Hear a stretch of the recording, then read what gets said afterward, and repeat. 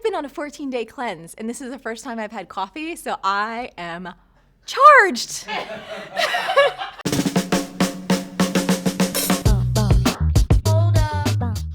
Hey, it's Marie Forleo, and you are watching Marie TV, the place to be if you want to create a business and life you love. And this whole shindig is Q&A Tuesday. And today's question comes from Elise, and she writes, "Hi Marie, big fan. My question today is about my money mentality. You see, I recently became aware that I'm surrounded by poor people. What I mean is, everyone in my life at the moment has a poor person mentality, including me. It feels like my family, friends, and even my partner are stuck in scarcity. They're scrambling for dollars, stressed out about bills, complain about the government stealing from them, and say everyone's got their hands in your pocket. It's gotten to the point where movies are out of the question, date nights don't exist, and there are no more nice dinners. It sucks. So my question is, how do you break out of the scarcity mentality when everyone around you is stuck in it? Should I cut everyone off and move to Greenland? Or do I have to constantly read books about money? Help, love, Elise." Elise, this is an awesome question, and you are so not alone. Not many people I know grew up with wealth, whether that's actual cash or an abundant money mentality. Now, here is the good news. You can totally break out of your scarcity mentality and create a shift in the energy around you without moving to Greenland.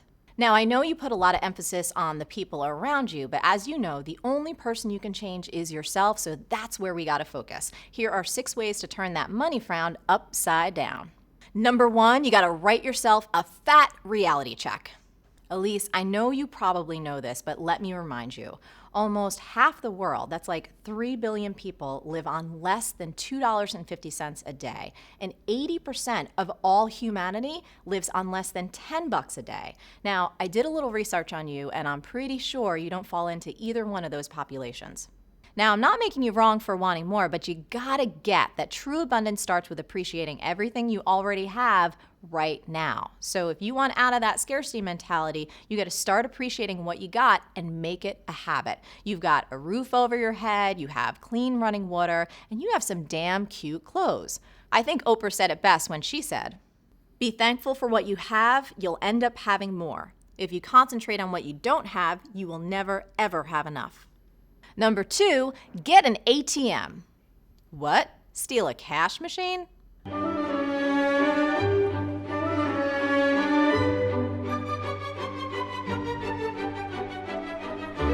No, silly girl. It's an automatic transformative mantra. That's just a simple phrase you put on automatic repeat that transforms your money mindset. This is something I personally use to overcome my own scarcity mentality around money, and I still use it to this day. Here it is. Anytime you part with money, whether you're paying a bill or you're buying something, say this: there's always more where that came from. This might sound silly, but there is real power in the words that we say to ourselves and immense power in rituals. It's a super simple way to retrain yourself in the truth with a capital T about money. Number 3, BYOL, bring your own luxury. Who says you can't have nice dinners at home? In fact, I actually prefer to eat at home. My meals taste way better, they are so much healthier, and they cost a fraction of the price. You can take any inexpensive dinner and make it a nice dinner if you plate it beautifully and you light some candles and you put on some music and you wear something nice. With just a little bit of effort, you can take a cheap dinner and make it an amazing dinner. In fact, one of my favorite resources for budget-friendly recipes is this magazine, Cooking Light. Number 4, start a fun fund. Before we go any further, I gotta say, you and your partner have got to get on the same page about money. Now, you can't change your family or your friends, but it is vital that you and your man get and stay on the same page regarding finances. You can make busting out of your scarcity mentality something you work on together, and the fun fund can help. Here's what that is. It's a checking account or a piggy bank or a pickle jar that's earmarked for fun and fun only. So that money is exclusively for movies or meals out or other things you and your partner might normally say, we can't afford. Number 5, build your knowledge bank. Now, you said, do I have to keep reading books about money? And my answer, until you get your money game together, yes! And whether it's books or seminars or audios, it's not just about reading or listening, but you actually have to implement it, especially if you want to have money and keep it. Now, as for money seminars, they can be a little cheesy and people may try and sell you some more stuff, but that doesn't matter. You'll still learn a ton. And what's even more important, you're going to be around people who are actively improving their own money mentality. Number 6 is spread the wealth. So this is another strategy that I've personally used, and it's a little bit counterintuitive. So anytime you're feeling a lack around money, you've got to give some away. So for example, if you catch yourself in major scarcity mode, you should donate a little bit of money to a cause you believe in. Now, if you're not sure where to donate, we have an organization that we love. It's called Kiva, and we also have our own lending team, and I'll put links below this video so you can check it out. Another way to spread the wealth is to just be generous with your friends and family. There's something amazing about saying, I'll treat, even if it's for something simple like a coffee or a home-cooked meal. Now, as we've discussed, you cannot change your family or your friends around their money mentality, but you can be a living demonstration of a more abundant reality. That is my A to your Q, Elise. I hope it helps. Now, I would love to hear from you.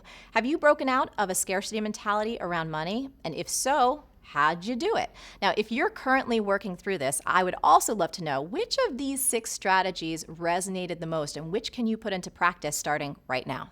As always, the best and richest discussions happen over at marieforleo.com, so come on over there and leave a comment now. Did you like this video?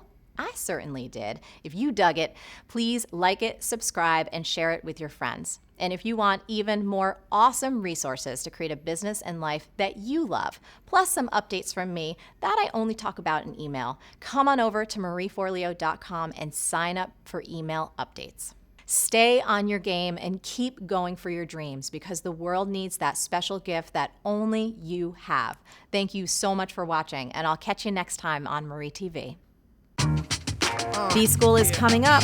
Want in? For more info and free training, go to joinbschool.com. Hi. You're so sensitive. The under the necklace chest hair. Under the necklace chest hair. Oh, I silly. Start a fun.